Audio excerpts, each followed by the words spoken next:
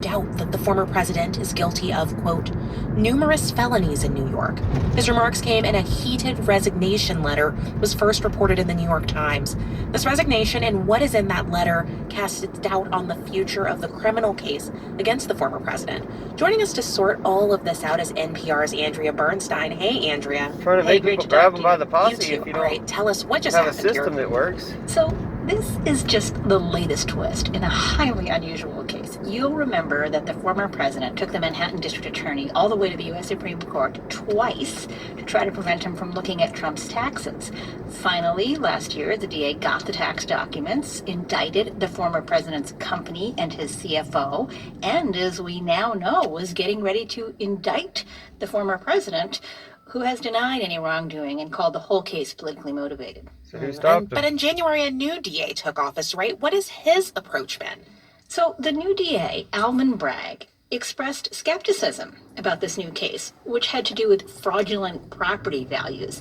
And Bragg halted an ongoing grand jury investigation. This caused two top prosecutors to resign. One of them, Mark Pomerantz, who had prosecuted John Gotti, was brought in especially for this case. He submitted this resignation letter in which he said putting the grand jury probe on ice was a grave failure of justice and that he and his team had, quote, no doubt Trump was guilty of financial crimes.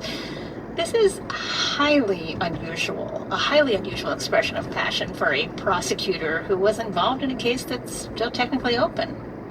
So the case is technically open, but it's not really moving forward so much right now. Is this criminal investigation really over? So both the Manhattan DA's office and the New York Attorney General's office, which is also working on the criminal case, say no. The DA's office put out a statement saying the investigation continues. A team of experienced prosecutors is working every day to follow the facts and the law. Experienced so there in what? may yet be charges. What we do know was that a decision was made to pull back on an investigation that was very swiftly moving to an indictment as early as this spring.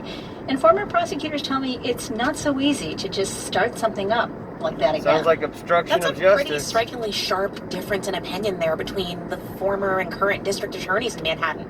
You know why that is? So we don't understand all the permutations, but we do know this. The former Manhattan DA, Cyrus Vance Jr., had a reputation for extreme caution. It says something that he was ready to indict. His office had struggled for years to gather evidence, and because Trump's team presented so many legal hurdles, the case outlasted Vance's term in office. A number of legal experts have raised questions about why the advice of two very senior prosecutors who worked for Vance would be rejected.